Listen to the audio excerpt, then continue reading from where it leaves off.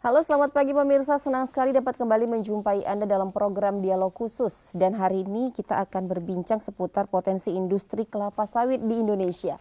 Seperti apa kira-kira obrolan kita untuk hari ini dan juga siapa narasumber yang sudah hadir di studio untuk saat ini. Bersama saya Dira Nasution, inilah Dialog Khusus selengkapnya.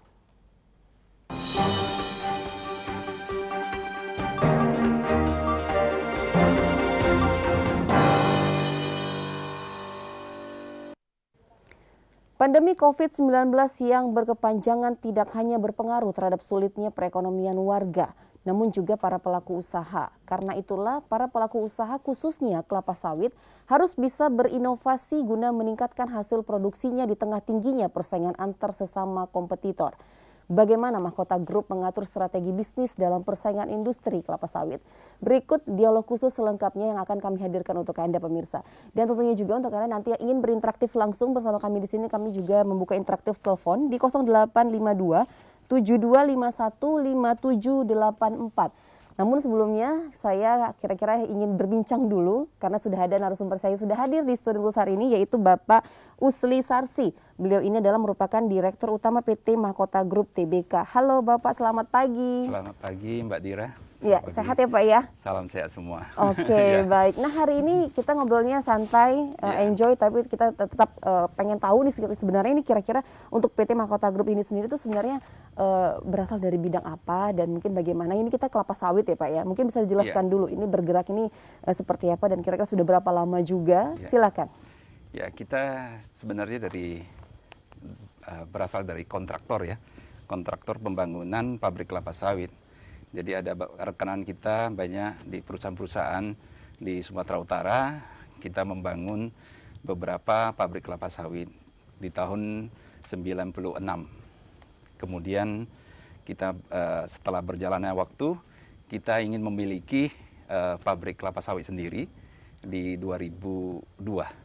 Itu pabrik pertama yang kita dirikan di Riau pada saat itu, di 1 jam dari Pekanbaru. Oke, dan sampai saat ini sudah berapa kira-kira daerah? Sekarang kita di Sumatera Utara ada 2 pabrik kelapa sawit, 4 pabrik di Dumai dan Pekanbaru, Riau, dan 1 kita baru akuisisi, 1 di Sumatera Selatan. Jadi pabrik kelapa sawit kita sekarang ada 7, kemudian kita tahun kemarin baru kita jalan. Di bulan September sudah jalan full kapasitas refinery kita dengan kapasitas 1.500 ton yang berada di Riau, di Dumai lokasinya. Baik, nah ini mungkin kita juga pengen tahu juga ya Pak ya, ini seperti COVID sekarang ini semuanya berpengaruh, potensi perekonomian juga ada yang menurun. Ya, ada juga yang mengalami penurunan juga tidak sedikit begitu ya Pak. Nah, bagaimana mungkin untuk strategi bisnis dari Mahkota Group ini sendiri dalam persaingan juga di persaingan industri kelapa sawit ini tentunya? Ya, tentunya sekarang ini kita juga sangat prihatin ya dengan keadaan pandemi yang sekarang terjadi. Udah sampai 1,5 tahun lebih ya, sudah hampir 2 tahun. Jadi ini memang banyak sektor bisnis yang terutama di Sumatera Utara yang terkena dampak ya. Teman-teman kita banyak pengusaha yang terkena dampak karena mereka bergerak di bidang retail, di properti, kemudian banyak seperti hotel, banyak sekarang terkena dampak pandemi. Namun dari bisnis kita tentunya ada pengaruh, tapi sektor kita kebetulan tidak terlalu memerlukan pertemuan yang terlalu intensif. Kemudian juga gak ada isu penularan gitu ya. Karena kita bilang aja di kebun sawit itu jaraknya kan jauh-jauh. Jadi kalau di pabrik juga kita padat modal ya. Jadi tenaga kerja juga satu pabrik itu satu shift kira-kira 35 orang saja, operator dan tenaga kerja. Jadi jaraknya juga jauh-jauh. Sektor kita tidak terlalu berdampak dan malah sekarang ini kalau kita bilang semua perlu sanitizer kan untuk iya. cuci tangan dan untuk apa itu prokesnya sendiri ya. Dan itu semua bahan bakunya dari sawit gitu. Okay. Ya, dari seperti sabun, semualah keperluan kita. Jadi sawit ini kan sebenarnya terbagi dari sekarang ini tiga sektor besar ya, seperti pangan, kemudian consumer good, dan itu consumer good itu banyak, makanan aja juga, pangan aja juga banyak. Consumer good dari sempo, sabun, minyak minyak-minyak seperti kosmetik kita bilang lah, lipstick, itu semua bahan bakunya dari sawit, parfum. Kemudian satu sektor lagi yang sangat menyerap minyak sawit kita dalam volume besar itu bahan bakar. Jadi bahan bakar seperti biodiesel itu penggunaan domestik di Indonesia ini, pemerintah mencanangkan B30 kan saat ini. Kalau nantinya pemerintah mengharapkan B40 dan B50 diterapkan. Dan situasi ini saya sangat senang sekali karena pemerintah sudah ibaratnya turun tangan lah untuk mendorong industri sawit kita. Karena industri sawit kita ini sebenarnya banyak sekali manfaat ya. Kalau pangan itu untuk kesehatan juga ada vitamin pro vitamin A, vitamin E, dan paling bagus buat kesehatan kita jantung itu beta karotin. Jadi itu semua vitamin-vitamin itu sebenarnya ada kandungan minyak di sana yang sangat baik untuk kesehatan kita. Oke. Jadi benar-benar potensinya ini sangat besar sekali tentunya untuk di Indonesia ya, untuk khususnya di kelapa sawit ini, Pak. Itu bisa dijelaskan juga ini seperti apa, dan kedepannya juga ini mau apa yang dikembangkan begitu ya? Benar Mbak Dira. Ini kita memang di sawit ini saya sering beberapa kesempatan saya sampaikan di di pertemuan-pertemuan di media sosial, saya sampaikan kalau kita menyadarin komoditi kita ini merupakan andalan dan potensi sawit kita ini ke depan itu sangat cerah, kita harus bergandengan tangan dari pihak swasta, pemerintah, dan masyarakat tentunya. Kita harus bergandengan tangan untuk bagaimana kita mempromosikan sawit ini adalah hal yang harus kita kembangkan. Seperti kekuatan kita harus kita tahu. Banyak sekarang kita jangan ke arah teknologi lah, yang katanya memang sekarang zamannya teknologi. Tapi kita boleh memakai pada saat ini ya, kita boleh memakai teknologi yang canggih, yang baik untuk keperluan kita. Tapi kalau kita bersaing untuk membuat teknologi yang katakanlah buat handphone, kita udah jauh dengan Korea, dengan China, kita sudah jauh. Teknologi mereka untuk membuat satu handphone itu mereka daya saingnya cukup tinggi, besar ya, cukup efisiensinya, produktivitasnya kita akan kalah jauh. Tapi kalau kita lihat kekuatan kita di mana, kekuatan kita itu ada di kalau saya boleh katakan itu di agribisnis, di agriculture ya, semua tanaman lah ya. Tapi kebetulan sawit kita ini memang spesial. Dia bisa yang tadi 3 sektor itu bisa dimasukin semua sekaligus. Jadi kalau agriculture itu karena apa? Kekuatan kita itu sebenarnya ya kalau kita boleh bilang itu yang sustainable ya. Kalau yang tambang itu satu masa bisa habis kalau kita tambang terus kan. Iya. Tapi kalau yang sustainable dan kekuatan kita itu kelebihan kita, kita adalah dari Sabang sampai Merauke itu lahan yang subur. Dengan 2 musim, hujan dan matahari yang cukup. Jadi itu yang tidak banyak negara yang memiliki kekuatan itu. Dan kita sawit ini hanya bisa ditanam di lintang utara dan lintang selatan itu 12 derajat. Jadi Katulistiwa itu aja bisa tumbuh subur. Kalau yang selebihnya kita bilang aja Pulau Jawa. Pulau Jawa itu sudah agak jauh dari lintang utara dan selatan, 12 derajat. Itu di bawah sedikit. Itu di sana memang Sukabumi ada ditanam ya.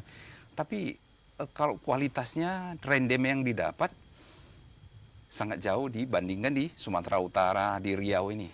Iya. Jauh. Berarti maksudnya lebih strategis untuk di Sumatera begitu. Betul. Ya Pak ya. Tapi Kalimantan ada. Oke. Iya, dan tentunya nanti kita akan mengundang juga untuk para pemirsa yang ingin berinteraksi langsung, ingin tahu mungkin seperti apa kira-kira strateginya. Itu pasti ada strategi-strategi khususnya juga ya Pak ya, untuk meningkatkan kelapa sawit ini juga. Nah, seperti apa juga obrolan kita untuk hari ini, dan untuk Anda juga yang ingin bergabung, nanti kami akan membuka layar interaktif untuk Anda. Tetap bersama kami dalam program Dialog Khusus sesaat lagi.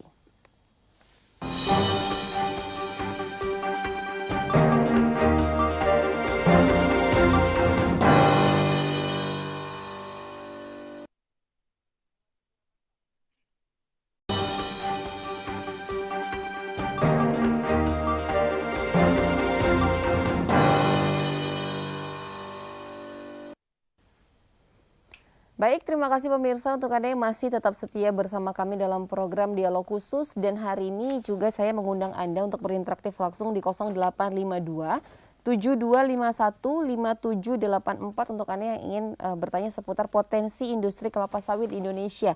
Dan kita sekarang sedang bersama Direktur Utama PT Mahkota Group Tbk yang bergerak di dalam bidang kelapa sawit ya Pak, ya benar ya. Nah tadi Pak Usli juga menjelaskan bahwasanya ini tidak ada penurunan, justru mungkin ini malah semakin ingin dikembangkan ya begitu ya. Tapi yang pasti kita juga ingin tahu ini strategi. Pastinya setiap perusahaan mempunyai strategi juga untuk perkembangan bisnisnya. Seperti apa juga untuk Mahkota Group ini sendiri untuk mengembangkan strateginya di dalam bidang kelapa sawit begitu. Silahkan. Ya, kita lihat ya, kalau di hulunya kebun sawit tentunya ya. Iya. Banyak petani sekarang ini saya lihat pasti senang karena harga sawit lagi bagus-bagusnya. Sampai ada di Riau itu kita beli Rp2.500 per kilogram. Jadi rata-rata antara 2.200 ke 2.500 ya. Jadi petani itu pasti akan memperoleh profit yang lumayan. Jadi itu di hulu. Kalau di industri seperti PKS, refinery itu, dan sampai ke hilir, itu memang kita banyak bermitra dengan petani, dengan apa. Memang kalau kita lihat industri hilir kita masih kurang. Kita masih ekspor. Jadi kalau kita industri hilir yang kita bangun di Indonesia ini makin banyak, itu semakin baik. Kendalanya apa di hilir, Pak? Di hilir itu perlu investasi besar, kemudian juga perlu dukungan-dukungan dari pemerintah, regulasinya. Kemudian sekarang ini baru beberapa tahun ini ya kita bisa merasakan pemerintah sudah on the track ya mendukung industri sawit berkelanjutan. Jadi kita tidak perlu lagi terlalu tergantung dengan permintaan demand di luar negeri. Kita bisa andalkan di dalam negeri kita sendiri. Contohnya seperti biodiesel ini bisa merasakan petani, saya di sini ya sampaikan, petani ini paling merasakan 1 tahun ini. Harganya stabil terus.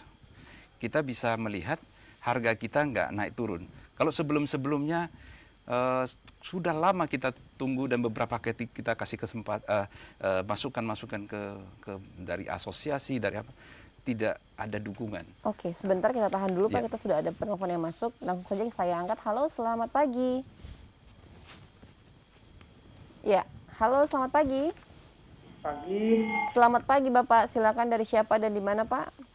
Saya dari Irwan, Batubara. Iya, baik Pak. Saya mau bertanya sama Bapak narasumber, bagaimana prospek saham MGRO tahun 2021? Karena saya lihat di media online, MGRO mengalami kerugian. Itu aja. Oke, baik. Terima kasih Bapak yang ada di Medan. Iya, langsung saja kita jawab Pak. Iya. Ya langsung aja ya. Terima kasih Pak Irwan dari Batubara, dekat pabrik kita juga ya. Jadi memang dari Mahkota Group tahun lalu mengalami kerugian ya, tutup tahun kemarin. Tapi kita lihat di kuartal pertama pada saat ini, kuartal dan kedua di tahun ini sudah mencatatkan positif, laba yang positif. Dibandingkan tahun lalu, sama-sama di bulan Juni tutup bukunya, kemarin ditutup buku tahun kemarin itu minus sampai 30-an miliar. Kalau ini sekarang sudah surplus. Jadi perbedaannya kenapa tahun semalam merugi di semester, kenapa tahun ini bisa menguntungkan? Karena itu ada kondisi cuaca yang ekstrim. Itu La Nina itu curah hujan yang terlampau banyak sehingga mengganggu tanaman. Itu selain menurunkan rendemen minyak, juga produksinya juga turun. Jadi dua hal ini yang mengakibatkan perusahaan punya kinerja, karena kinerja perusahaan itu hanya sangat tergantung kepada produktivitas daripada petani sawit. Jadi kalau produktivitas petani menurun, kita sebagai industri yang sebagai mitra petani itu pasti terdampak dari kinerja. Tapi tahun ini seperti kita di refinery kita kemarin pas 2020 juga terkendala teknisi, terkendala spare part yang belum selesai. Jadi refinery kita belum jalan, semua biaya juga jalan terus, itu yang mengakibatkan. Itu satu poin juga. Jadi kalau kita lihat sekarang ini, kenaikan daripada setelah refinery kita jalan, kenaikan pendapatan kita tahun ini kita perkirakan sampai semester 1 saja sudah 2,6 triliun. Kita kalau dibandingkan tahun hanya separuhnya ya, kita naik 100%. Kemudian sampai di akhir semester kedua nanti yang tahun ini tutup buku, kita perkirakan bisa di atas 6 triliun. Oke, kira-kira untuk kelapa sawit ini menghubungkan siapa-siapa saja, maksudnya melibatkan siapa-siapa saja di dalamnya? Tentunya dari industri hulu kan, petani, perusahaan-perusahaan yang bergerak di bidang perkebunan, dan kita fokus memang lebih banyak di industri tengahnya dan hilirnya. Jadi PKS-nya, pabrik kelapa sawit, kita ada 7, refinery di Dumai, kemudian kita ada infrastruktur tangki timbun di pelabuhan, itu yang merupakan supply chain-nya yang kita perkuat. Dan ini kita tahun ini juga kita akan perbanyak lagi tangki-tangki timbun di pelabuhan, juga industri hilir di samping refinery kita akan membuat produk-produk dari waste management seperti biogas, pupuk kompos, dan satu lagi hard stearin dari turunan daripada refinery kita. Jadi pupuk kompos ini nanti linknya juga akan ke petani juga. Jadi ini cycle-nya saling tergantung. Iya, betul. Jadi saling terhubung ya, begitu ya. Semua terhubung, petani, pengusaha sampai dengan industri hilirnya. Oke, baik. Nah, pertanyaan saya selanjutnya mungkin untuk isu lingkungan. Bagaimana mungkin untuk isu lingkungan atau negative campaign yang dilakukan Eropa berkenaan dengan ekspor ini sendiri? Ini seperti apa? Ini sering ditanyakan. Iya. Dan perusahaan kita memang punya visi dan misi itu ada 3P ya. People, planet, dan tentunya profit. Jadi profit itu mendukung untuk sustainable. People kita pikirkan kesehatan dan semua customer kan, people-nya customer. Kita harus memikirkan bagaimana customer itu bisa mendapatkan produk-produk kita dengan sehat dan baik. Kemudian juga petani, kita buka lapangan kerja. Lapangan pekerjaan kita sudah mencapai 16 juta orang ya. Kalau secara langsung dan tidak langsung. Kalau secara langsung itu 4,2 juta pekerja. Jadi itu yang dampak daripada industri sawit kita. Oke, sebentar dulu Bapak, kita sudah ada penelpon yang masuk kembali. Halo, selamat pagi.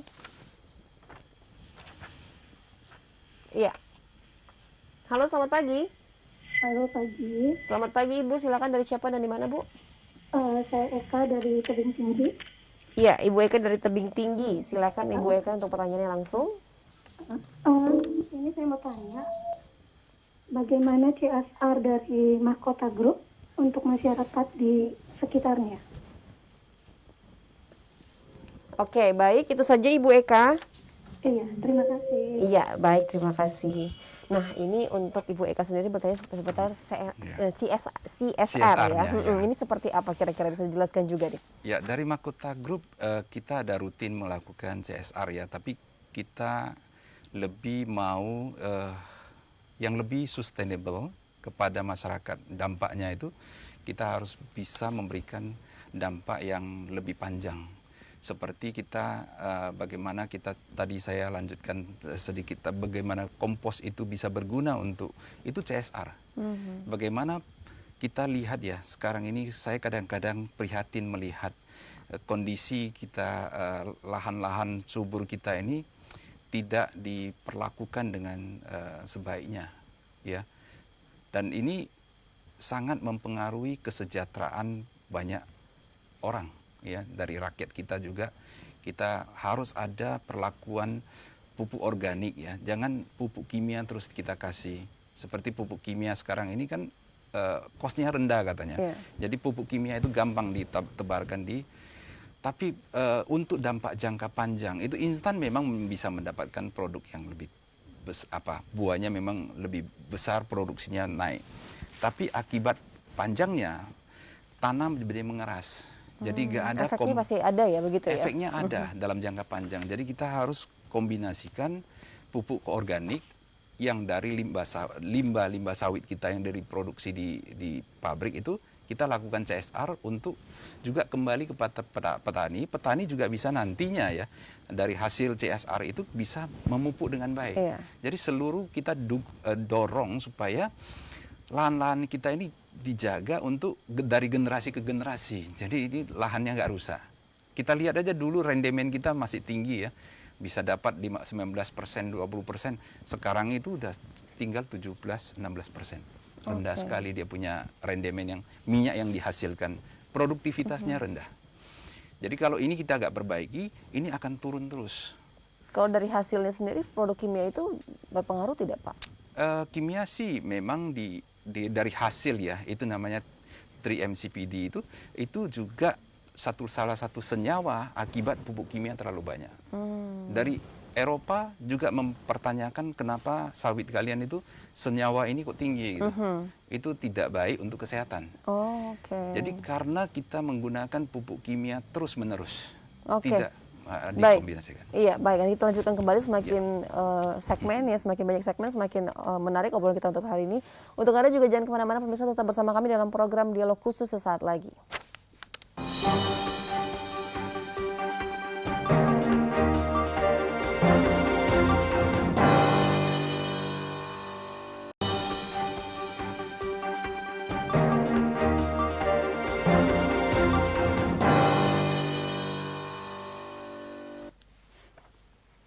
Untuk Anda yang ingin berinteraktif langsung bersama kami, pemirsa, Anda bisa menghubungi di 0852-7251-5784.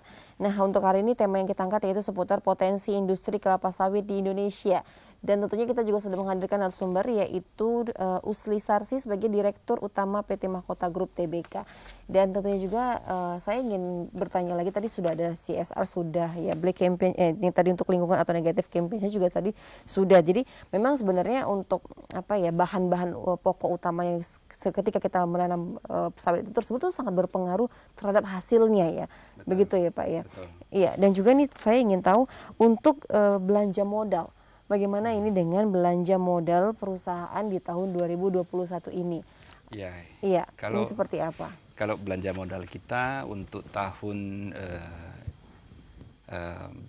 depan ada sekitar 300 miliar akan kita siapkan untuk bagaimana mengembangkan industri hilir kita. Yang tadi pabrik pupuknya di samping pabrik refiner kita, biogas, kita fungsikan gas metan itu untuk bahan bakar, kemudian hard stearin untuk diekspor. Saya kira itu memang yang harus kita lakukan untuk mengembangkan industri hilir, diperkuat terus. Karena industri seperti sawit ini kan, kalau kita lihat seperti kembali lagi tadi Black Campaigns dari Eropa ya, bukan hanya soal yang tadi kesehatan ya, tapi mereka ada politik bisnis yang telah dipraktekkan oleh Eropa mereka memang tidak bisa nanam.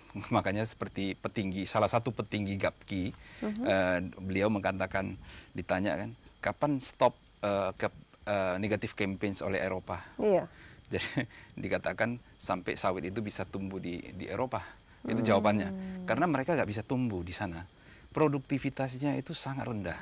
Kalau dibandingkan nabati ya sama nabati. Iya, apa kira-kira hal yang menjadikan negatif campaign-nya mereka, Pak? Kalau kita simple aja, kita produksi, kita sama-sama 1 hektar ya, 1 hektar. Kita 1 tahun menghasilkan 4 ton minyak nabati. Mereka 400 kilo saja, jadi 10%-nya saja. Karena kenapa? Kita harus syukurin ini memang yang di atas memberikan kepada kita lahan yang subur dengan cuaca yang pas. Tapi kalau di sana, bunga matahari itu kan musiman. Setelah panen, 1 musim, datang musim salju, mati semua. Jadi itu jangka pendek, kalau kita jangka panjang. Kalau kita dikatakan deforestasi, saya kira di dalam 20 tahun ini tidak ada lagi pengembangan, pembalakan hutan lindung. Kita bisa masuk penjara gitu. Jadi kalau kita bilang 20 tahun ini nggak ada deforestasi, kemudian kita sekarang ini program penghijauan, sekarang udah diplot kan, di map itu diplot oleh pemerintah merupakan hutan lindung. Itu nggak boleh disentuh. Bahkan yang kira-kira belum ditanamin kita tanam pohon harus. Itulah yang kita harus jaga. Itu paru-paru dunia. Jadi isu deforestasi sebenarnya sudah 20 tahun kita tidak melakukan pembalakan liar kan. Cuman kalau di perkebunan sawit ini, saya bilang yang 16 juta hektar saja yang sekarang ini ada, kalau kita tingkatkan produktivitasnya, saya kira bisa 22 kali lipat. Sekarang 40-an juta ton, kita bisa 100 juta ton per produksi kita. Kalau kita menggunakan pupuk kompos yang tadi, organik, dan kita tanam, lahan-lahan terlantar kita tanam, sekarang banyak sekali lahan-lahan yang terlantar, tidak digunakan dengan baik. Jadi itu yang kita tanam, dengan tidak perlu perluasan yang terlalu. Belum lagi daerah-daerah rawa yang katanya nggak subur itu, sebenarnya kita udah uji coba. Di Sumatera Selatan, pabrik kita yang di Sumatera Selatan memproduksi pupuk kompos. Itu kita taruh di lahan-lahan rawa yang rendahan. Itu menghasilkan sama dengan kondisi yang mineral yang katanya lahan mineral yang humusnya banyak. Itu produksinya 2,5 ton, 3 ton. Ini tahun bulan ini aja meningkat sampai 3 ton per hektar. Jadi, itu kira-kira menghasilkan itu sampai berapa lama ya Pak ya? Kalau kita 25 sampai 30 tahun. jadi kalau mereka 3 bulan tanam mau tanam lagi, kita sekali tanam memang menunggunya lama. Iya. Kira-kira 4 tahun. Tapi setelah menghasilkan, dia akan menghasilkan 25 tahun ke depan sampai umur 30 tahun baru. Karena itu tanaman pohon dan tahan cuaca. Kalau ada pemanasan global sekarang ini, climate change, itu yang daya tahan kita ini malah yang sawit ini. Itu kalau kita nggak rawat pun dia nggak akan mati-mati. Cuacanya kerendam, kemarin saya lucu, kerendam 2 bulan sampai kita nggak nampak akarnya. Itu setelah selesai banjir itu masih hidup. Agak stres saja, nanti hidup lagi. Jadi cukup ibaratnya agak bandel ya. Sawitnya ini agak bandel. Jadi daya tahannya, daya hidupnya itu kuat sekali. Lebih kuat, iya. Kuat. Nah, yang pasti yang untuk sebuah perusahaan juga pasti menemukan kendala-kendala ya. Ini kira-kira ini kendala-kendala apa mungkin yang dihadapi di lapangan, baik mungkin dengan sesama yang terhubung tadi di circle yang terhubung tadi. Ini seperti apa kira-kira? Kalau kita dari rakyat, masyarakat sendiri, kemudian dari pengusaha juga, pemerintah juga, itu sebenarnya yang kalau saya boleh bilang pemahamannya ya.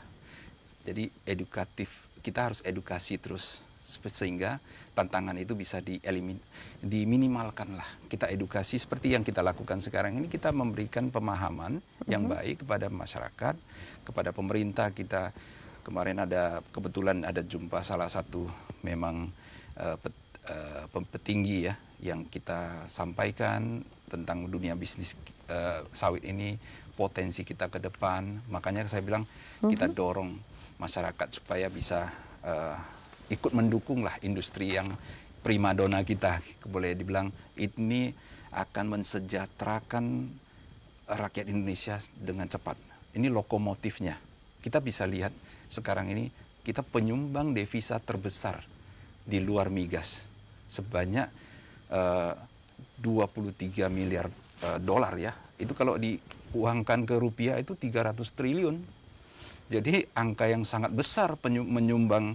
Kita B30 yang kita jalankan sekarang ini menghemat mengurangi import solar sebanyak 8 miliar dolar. Jadi dirupiahkan 100 triliun rupiah kita hemat.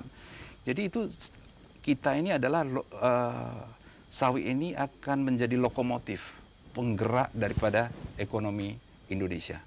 Jadi sampai kemarin presiden sendiri sekalipun dia ada sebut di pidatonya di Agustus ya, dia bilang sawit ini yang sawit dan beberapa tambang katanya ada, itu mendukung pertumbuhan ekonomi kita yang ikut menyumbang perekonomian kita keluar dari krisis 7,1% lebih kurang. Oke, baik. Nah, untuk rencana pengembangan tadi seperti Bapak mengatakan ada yang di hulu, ada yang di hilir juga ya. Saya juga ingin meneruskan juga ini seperti apa kira-kira, apakah ada rencana pengembangan industri hilirisasi juga ke depannya, ini seperti apa? Pengembangan hilirisasi banyak ya. Kita juga ada selain itu kita ada biogas di setiap pabrik kita juga. Nanti kita ini kan pilot project ya, pilot project, dan kita akan kembangkan lagi di beberapa Sumatera Selatan dan di Sumatera Utara kita akan kembangkan ya, pilot projectnya di Riau. Jadi itu kalau integrate dari hulu sampai ke hilir sampai dengan produk yang bermerek. Ini kita belum masuk. Kita nanti ke sabun, ke oleochemical dan yang lainnya. Seperti ya kita bilang parfum sajalah, parfum kita di sini kita kirim ekspor ke Paris, ke Perancis, kemudian mereka masukkan ke botol, tambah sari bunga beberapa, ya minyak PKO itu padahal itu dijual kemari hitungan jutaan rupiah. Kita belanja, kita belanja sudah. Padahal dari produksi kita padahal sendiri. Produksi dari kita sendiri untuk bahan bakunya. Jadi hal-hal yang seperti inilah yang kita harus tahu sehingga seperti domestik ini kita memerlukan pesawat terbang pun sekarang baru 2 hari yang lalu sudah diuji coba. Bioaftur itu sudah dicampur dengan minyak sawit, minyak PKO-nya yang minyak kernelnya. Itu menjadi biofuel untuk transportasi pesawat terbang. Itu mengurangi gas emisi, ramah lingkungan. Jadi yang digaungkan bahwasanya sawit itu merusak lingkungan, saya kira itu sangat-sangat tidak benar, dan ini malah produk yang ramah lingkungan. Saya kira itu sangat ramah lingkungan. Cuma prosesnya yang memang kita harus perhatikan. Iya, prosesnya. Prosesnya. Untuk hasilnya sendiri tidak ya. Ya, jangan lahan gambut itu kita sampai terbakar, pengaturan water managementnya harus bagus, jangan sampai kering. Itu semua proses-proses ini, sertifikasi inilah yang menjadi ujung tombak kita ISPO itu. Jadi yang untuk menghambat atau mengeliminar efek negatif daripada kampanye negatif yang dibuat oleh beberapa negara. Oke, baik, kita akan break dulu Bapak ya, nanti kita juga akan melanjutkan kembali juga untuk Anda yang kira-kira nantinya ingin berinteraktif langsung bersama kami nanti akan bisa langsung menerima penelpon dari Anda juga, tapi jangan kemana-mana, tetap bersama kami dalam program Dialog Khusus sesaat lagi.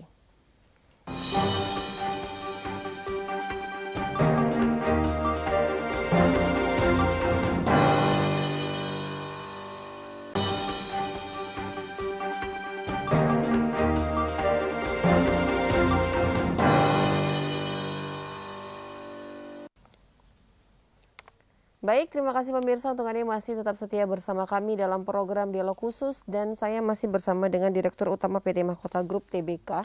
Kita ngobrolin seputar potensi industri kelapa sawit di Indonesia. Tadi sudah banyak sekali penjelasan-penjelasan yang tentunya ini membuka Mungkin selama ini banyak yang nggak tahu, tapi karena penjelasan dari Pak Usli juga jadi semakin mengerti dan semakin paham bagaimana perkembangan industri kelapa sawit yang tadi kata Pak Usli sendiri, walaupun ini ada COVID-19, tapi tidak begitu signifikan, tidak begitu turun sekali untuk kelapa sawit ini, justru malah stabil dan mengalami peningkatan ya. Begitu. Jadi mungkin untuk Anda juga yang ingin mungkin tidak mau ribet atau mungkin ingin berbisnis atau mungkin ingin menanamkan sahamnya. Ini sangat bisa sekali mungkin bergabung juga di PT Mahkota Group Tbk ini juga, karena ini langsung mungkin ditangani oleh tangan-tangan atau mungkin orang-orang yang tepat juga di sini. Mungkin Pak Uslis juga bisa menjelaskannya juga nih. Silahkan seperti apa nih kira-kira? Ya, kita dengan pengalaman kita di bidang ini ya 20-an tahun, saya kira ini dan kita udah melihat potensi yang luar biasa ke depan ya. Makanya saya pernah ditanya, sampai kapan ini sawit ini bagus? Saya bilang, kalau tanya ke saya melihat ke depan itu 30 sampai 50 tahun. Yang saya tahu ya, mungkin lebih jauh lagi bisa. 30 tahun sampai 50 tahun ke depan akan bagus, pasti. Jadi saya berani katakan begitu karena saya melihat tidak ada bisnis yang secerah ini gitu. Jadi ini yang saya ingin sampaikan kepada masyarakat, ya untuk iNews, pemirsa iNews, Mbak Dira juga ya. Ini kalau kita juga anak-anak muda juga. Kalau ini memang industri ini memang tidak bisa tanggung. Karena kalau petani sawit minimal 20 hektar minimal kan. Jadi kan angka investasinya saja pun 2 miliar gitu kan paling tidak. Jadi saya kira saya sarankan kita sharing ya untuk supaya kita kan perusahaan terbuka sudah dan kita sudah jalankan ini, dan sekarang Mahkota Group kan tinggal ya kita profesi apapun kita gak apa-apa, tapi kita juga harus masuk ke satu kuadran lagi menjadi investor. Nabung jangan hanya nabung uang, tapi nabung saham kalau ada lebih. Nabung saham itu yang berprospek. Kemudian itulah saham-saham yang kita jadi investor. Kalau kita rasa yakin saham kita menguntungkan dan ke depan itu, kita jamin tidak berani ya, kita nggak berani jamin. Tapi saya ceritakan ini adalah untuk bagaimana kita juga ikut serta. Kalau enggak kita jadi penonton saja kan. Oh sawit bagus, tapi apa dampak sama saya kan?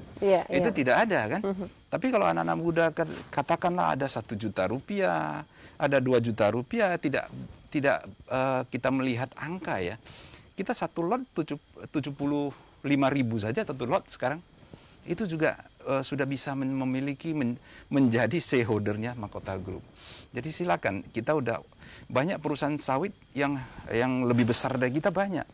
Tapi yang IPO yang sudah mau membuka kesempatan bagi masyarakat untuk ikut serta itu di Sumatera Utara nggak banyak. Hanya saya tahu itu cuma 2, ya kan. Kita sama perusahaan Cisadane ya, itu juga di Sumatera Utara. Tapi saya mengajak pemirsa Sumatera Utara, masyarakat Sumatera Utara, ayo kita sama-sama ikut serta, karena ini perusahaan kita, bukan perusahaan stakeholder kita, beberapa pemegang saham yang founder ya. Kita founder memang, tapi kita kalau bisa puluhan ribu, ratusan ribu pemegang saham bisa bergabung ke tempat kita menjadi stakeholder kita, dan kita maju bersama-sama. Kita saling mendukung. Dengan adanya pemegang saham kita yang banyak, tentunya kita kan punya dukungan finansial, moral, dan yang lainnya. Kita investasi lagi dan ini menguntungkan dan sangat menguntungkan. Belum lagi kita bergerak ke oleochemical, ke industri-industri yang lebih hilir lagi, itu marginnya. Makanya saya bilang tadi contohnya, kita kirim cuman 1 liter itu cuman 15 katakanlah 12-13 ribu ke Eropa sana. Mereka kirim dengan dimasukkan ke botol dengan, saya kira modalnya pun sekitar 100 ribu, kita jual di sini. Botol yang cantik ya? Botol yang cantik jutaan sudah. Jadi tidak kita habisnya kirim sana dan kirim sini aja. Tapi kalau kita di sini bisa produksi sendiri, saya kira akan marginnya akan di sini. Dan ini menjadi satu, kita seperti pemerintah juga menjadi swasembada, bukan hanya pangan, tapi swasembada untuk energi. Energi kita tidak tergantung dari import solar kan. Yang kita miliki sekarang ini kan Timur Tengah sekarang juga merubah sumber energi fosil itu sudah tidak ramah lingkungan, yang membuat makanya tidak fair kalau dikatakan sawit ini diserang terus. Saya bilang kalau kita bisa katakan di sini peternakan dan minyak fosil, minyak hewani itu pencemaran luar biasa dibandingkan sawit. Peternakan itu gas metan yang dihasilkan itu bisa mencemarkan lama sekali, dan pemanasan global ini sampai es mencair itu semua juga kontribusi dari bahan bakar fosil dan peternakan. Jadi kalau dikatakan dialamatkan ke sawit, saya kira tidak fair. Jadi kalau kita bilang dosa lama itu yang 30-40 tahun yang lalu, saya kira negara-negara maju yang paling bertanggung jawab harus. Dan kita sekarang ini kesuburan lahan kita itu ya jangan diserang gitu. Ini industri kita ramah lingkungan, hijau, pohon sawit itu memberikan oksigen loh. Oke, iya. Nah ini untuk mungkin untuk para pemirsa juga atau mungkin yang sedang menyimak obrolan kita, mungkin mereka ingin juga bergabung, cuman masih banyak pertanyaan-pertanyaan, ya kan? Pasti itu masih banyak sekali pertanyaan. Jadi kira-kira tuh di mana kira-kira untuk informasi yang lebih lanjutnya, atau mungkin bagaimana dengan mungkin sedikit bisa menjelaskan juga, tadi Bapak mengatakan bahwasanya ini hanya dengan uang 75.000 saja ini sudah bisa ikut. Nah, ini bisa dijelaskan kembali mungkin untuk memperdalamnya begitu. Oke, sebentar sudah ada penelpon yang masuk. Halo, selamat pagi. Halo. Iya, halo, selamat pagi. Dari Ardi Serdang Bedagai, mau nanya nih Bu. Iya, baik, silakan Pak Ardi dari Serdang Bedagai, silakan untuk pertanyaannya langsung. Apakah PT Mahkota Group punya kebun sawit atau PKS non kebun? Terus satu lagi, apakah PT Mahkota Group masuk ke sektor industri yang lain atau gimana gitu? Oke. Itu aja Bu, makasih ya. Iya, baik, terima kasih Bapak Ardi yang ada di Sedang Bedagai ya. Kita break dulu mungkin sebelum menjawabnya ya. Dan untuk Anda juga pemirsa yang juga ingin tahu seperti apa kira-kira obrolan kita untuk hari ini dan bagaimana kelanjutannya juga, tetap bersama kami dalam program Dialog Khusus sesaat lagi.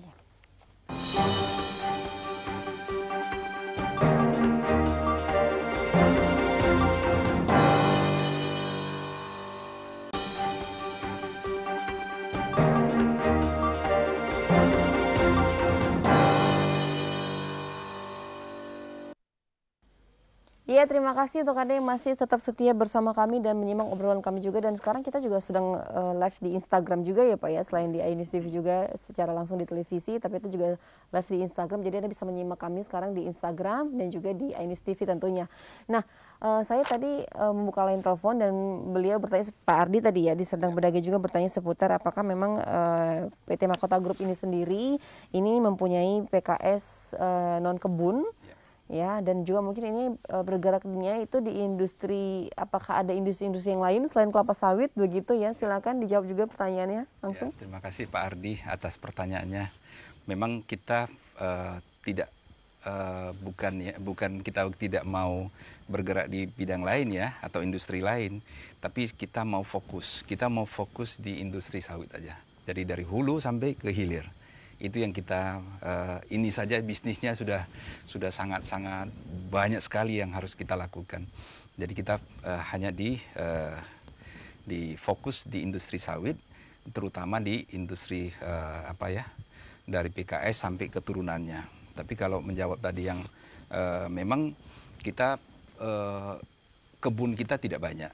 Kita ada memang masih ada beberapa partner kita juga ada di Sumatera Selatan, itu perkebunan sawit, tapi nanti juga akan kita gabungkan ke Mahkota Group juga sama. Jadi kalau kita sekarang ini lebih fokus mau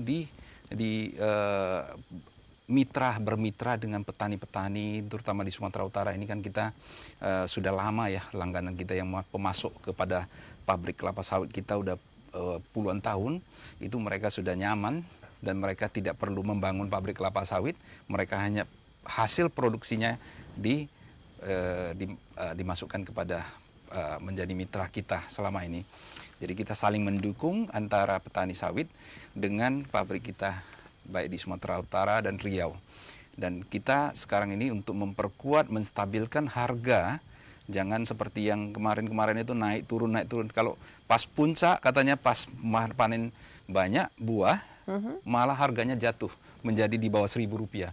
Itu semua menjerit. Petani sawit tidak bisa merasakan seperti yang sekarang ini terasa kita bisa stabil ya. Stabil dalam 1 tahun lebih ini kita harganya terus di atas. Bahkan ini terakhir ini di atas 2.000 terus rata-rata. Modal kita hanya di bawah 1.000. Ada yang hanya Rp700. Bahkan petani-petani yang sudah malah Rp500-600. Jadi marginnya cukup bagus. Kalau marginnya bagus tentunya berefek multiplier kan. Iya. Orang buka toko pun laris semua. Ada teman buat parabola katanya. Begitu harga sawit bagus, semua beli. Sepeda motor pun laku, mobil pun laku, rumah yang dibangun pun laku semua. Jadi itu menjadi, saya cerita itu adalah lokomotifnya industri yang lain. Jadi kita kalau untuk masyarakat yang mau bergabung pada kesempatan ini, saya cuma bisa sampaikan seperti yang tadi Mbak Dira sampaikan, bagaimana caranya. Kita akan ada saham yang ditawarkan, mekanisme bagaimana membeli, itu mudah sekali sekarang. Melalui mobile kita aja bisa. Jadi tinggal kita sekuritas kan banyak ya. Ada BNI Sekuritas, Mandiri Sekuritas, ada banyak yang seperti Panin Sekuritas. Itu semua tinggal kita hubungi. Bagaimana caranya, mereka diajarin, saya kira nggak sampai setengah jam selesai. Mereka udah paham, cara belinya gini. Seperti kita transfer uang BCA di belanja online mungkin belanja gitu ya? Online, ya itu mudah sekali. Kalau kita mau belajar sebentar saja sudah. Jadi kita nabung, ikut menabung saham.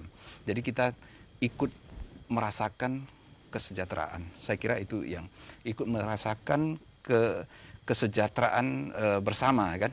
Kita saling dukung, juga kita memerlukan dukungan dari para investor.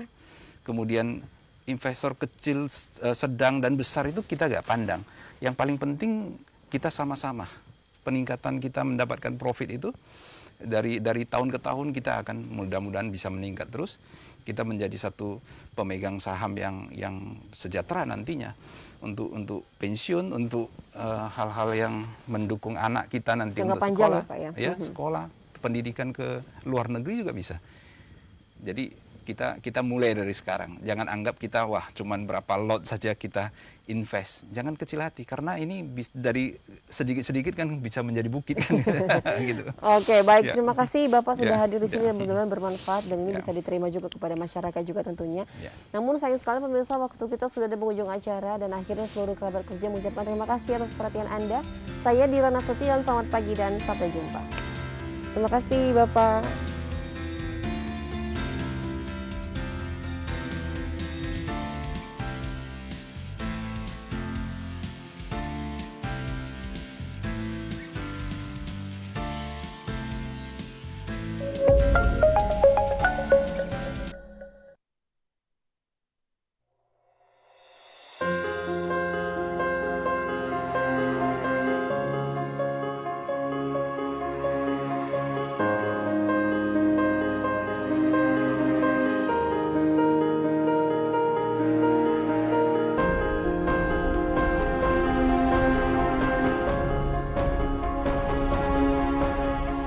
Komitmen untuk menjadi salah satu perusahaan yang terbaik di dunia dengan mengutamakan kesejahteraan stakeholder dan ramah lingkungan.